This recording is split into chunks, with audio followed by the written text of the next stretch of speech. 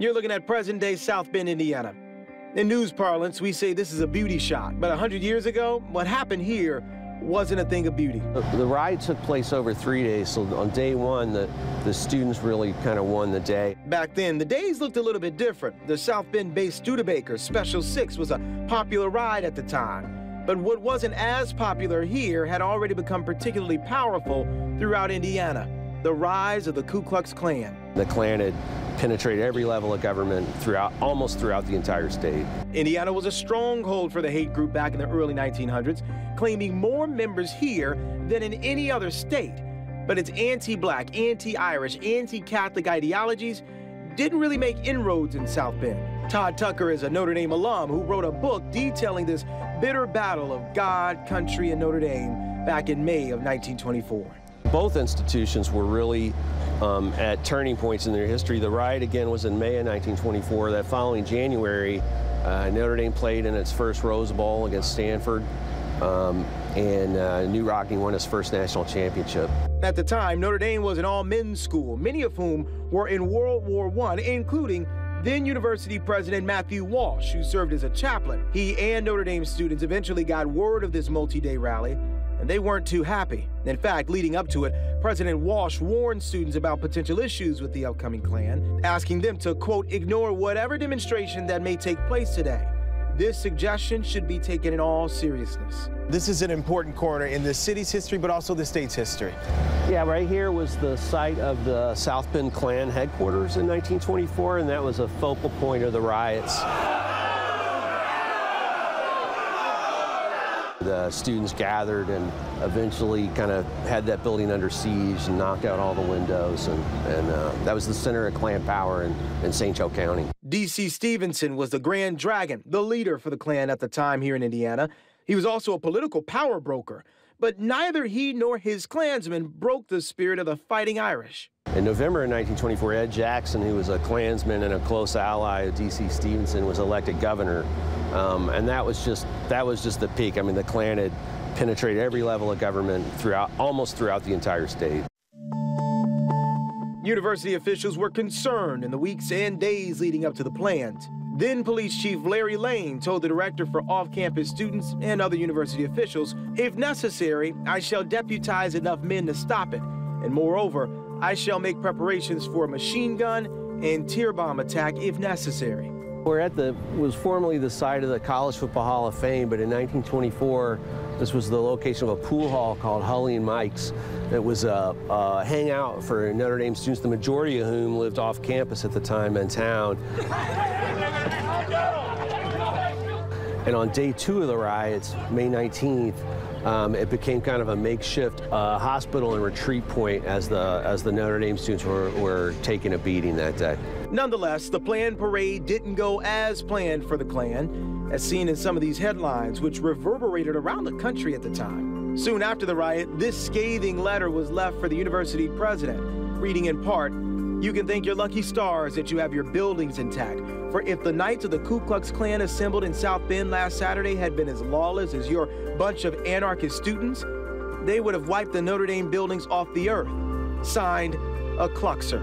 Talk about the significance of this location. This was really a critical spot in that whole weekend, because this is really where it came to a close. The Notre Dame students in retreat, they kind of gathered here, and Father Walsh, who had tried his best to ignore the riot, then he tried to prevent the students from participating. He reluctantly came out here and gave a kind of a very dramatic speech right here on the courthouse lawn, where he implored the students to return to campus. Wow. And they did, and that brought the Notre Dame Klan riot to a close, May 19th, 1924. When you hear the term Fighting Irish, there is actual history when it comes to that, right? Yeah, for sure. I mean, it was a stereotype. That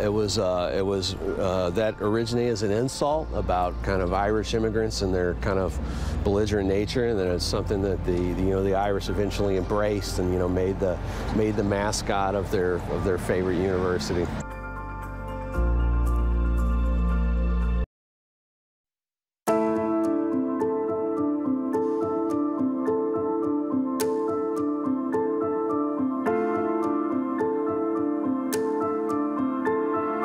May 17th, 1924, Notre Dame gathered some community members together and actually determined that they were not going to allow a Klan rally to occur here. Notre Dame's history is intertwined with this broader question of could Catholics become Americans? May 17, 1924 marked a turning point for two rising institutions, Notre Dame and the Ku Klux Klan.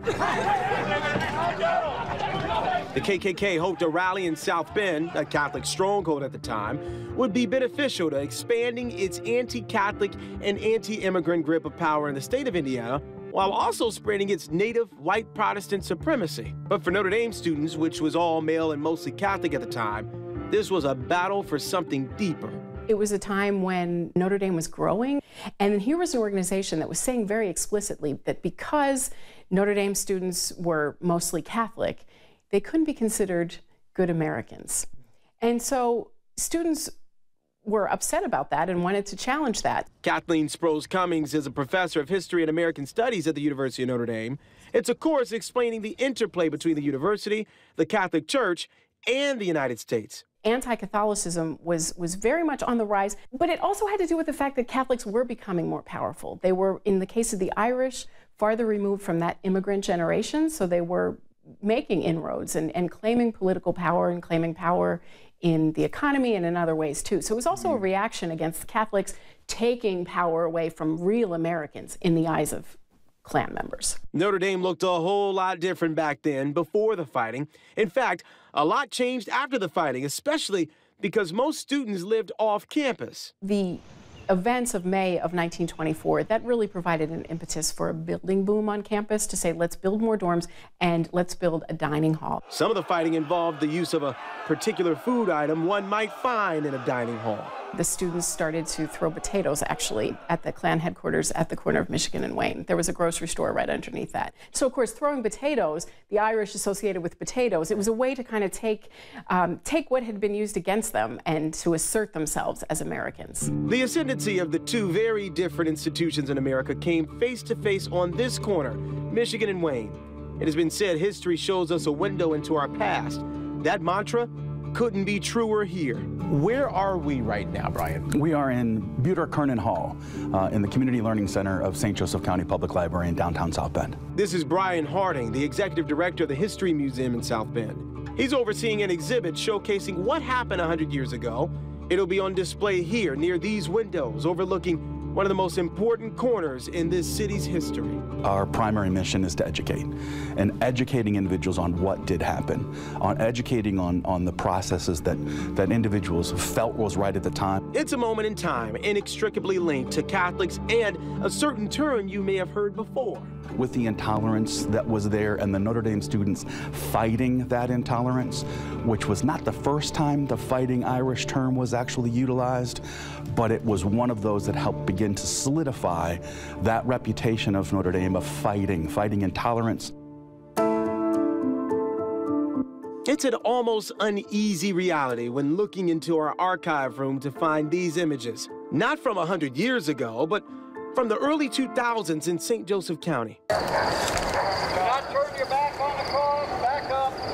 Images of cross burnings on Ash Road to a peaceful Klan march on a city block in town, which our own Mark Peterson covered at the time. For the most part, the protest has been peaceful, despite the fact that there are about 15 Klanspersons here and probably close to about 200, maybe even 250 onlookers, most of them who are here to oppose the Klan's visit. Our team reached out to who we believe to be relatives of former known KKK leaders in St. Joe County. I have no interest, ma'am. Thank you. Thank you. Back on campus, Professor Cummings took me to the World War I memorial doors, the entrance into the Basilica of the Sacred Heart. Today we know those as the God Country Notre Dame doors because that inscription is right over the doors. But there's also plaques on which the name of Notre Dame students who died in World War I. But the official dedication was on Memorial Day, 1924, just 2 weeks after the Klan rally. I get a chill just thinking about it, how important it was to the Catholic story and the American story, how important Notre Dame was. And now the university we know today is ever growing, a symbol of God, country, Notre Dame, and home of the Fighting Irish.